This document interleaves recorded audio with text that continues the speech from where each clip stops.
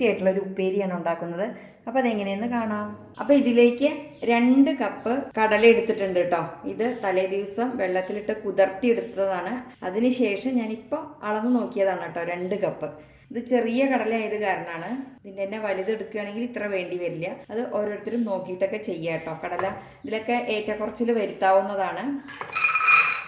ഒരു കുക്കറിലോട്ട് ഇട്ട് കൊടുക്കാം. ഇതിലോട്ട് നമുക്ക് 1/2 ടീസ്പൂൺ മുളക് പൊടി, ഉപ്പ്, കടല വേവാൻ ആവശ്യത്തിനുള്ള വെള്ളം കൂടി നമുക്ക് ഒഴിച്ചു കൊടുക്കാം. ഒരു 1.25 കപ്പ് വെള്ളം ഞാൻ ഒഴിച്ചു കൊടുത്തിട്ടുണ്ട്.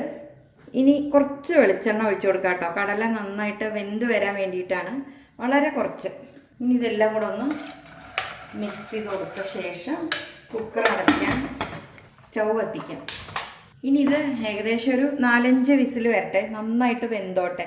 എങ്കിലേ നമ്മുടെ ഉപ്പേരി കഴിക്കാനായിട്ട് നല്ല ടേസ്റ്റ് ഉണ്ടാവുള്ളൂ കേട്ടോ. അപ്പോൾ ഇതിരുന്നാവട്ടെ, അതിന് ശേഷം കാണാം.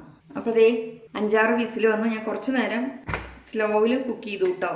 അതിന് ശേഷം നല്ല പോലെ വെന്തിട്ടുണ്ട്, കണ്ടില്ലേ? ഇതേ നന്നായിട്ട് വെന്ത് വന്നിട്ടുണ്ട്. ഇനി നമുക്ക് സ്റ്റൗവിലോട്ട് ഒരു ചീനച്ചട്ടി വയ്ക്കാം. സ്റ്റൗ കത്തിക്കാം. ചട്ടി നന്നായിട്ട് ചൂടായി കഴിയുമ്പോൾ നമുക്ക് ഇതിലോട്ട് കുറച്ച് വെളിച്ചെണ്ണ ഒഴിച്ചു കൊടുക്കാം. എണ്ണ നല്ലപോലെ ചൂടായി കഴിയുമ്പോൾ നമുക്ക് 1/4 ടീസ്പൂണോളം കടുക് ചേർക്കാം. കടുക് പൊട്ടുമ്പോഴേക്കും നമുക്ക് ഇതിലോട്ട് ഒരു മീഡിയം സവാള, പിന്നെ 3-4 അല്ലി വെളുത്തുള്ളി, ഒരു പച്ചമുളക്, 1-2 തണ്ട് കറിവേപ്പില കൂടി ഈ ചോപ്പറിലിട്ടിട്ട് ചോപ്പ് ചെയ്തെടുത്തതാണ്. അതല്ലാന്നുണ്ടെങ്കിൽ നല്ല കുനുകുനുന്നനെ അരിഞ്ഞെടുത്താലും മതി കേട്ടോ. കടുകെല്ലാം പൊട്ടിക്കഴിഞ്ഞു. ഇനി ഈ ഉള്ളിക്കൂട്ട് ഇതിലോട്ട് ചേർക്കാം.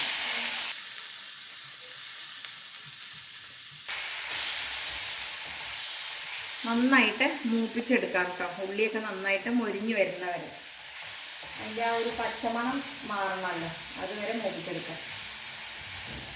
അപ്പോൾ ഉള്ളിയും വെളുത്തുള്ളിയും പച്ചമുളകൊക്കെ മൂത്ത് വന്നിട്ടുണ്ട് കേട്ടോ.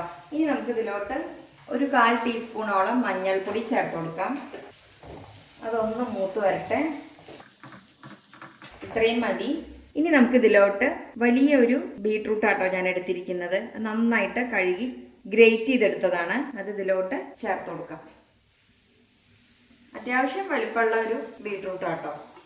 അത് നിങ്ങൾക്ക് എത്ര വേണം നോക്കിയിട്ട് അതിനനുസരിച്ച് എടുക്കാവുന്നതേ ഉള്ളൂ. ഇനി ഇതിലോട്ട് ആവശ്യത്തിനുള്ള ഉപ്പ് ചേർക്കാം.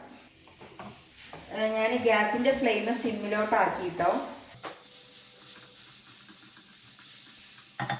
ഒരു നുള്ള് വെള്ളം ഒഴിച്ചു കൊടുക്കാം കേട്ടോ. അടുക്കി പിടിക്കാതിരിക്കാനാണ്, നിർബന്ധമില്ല.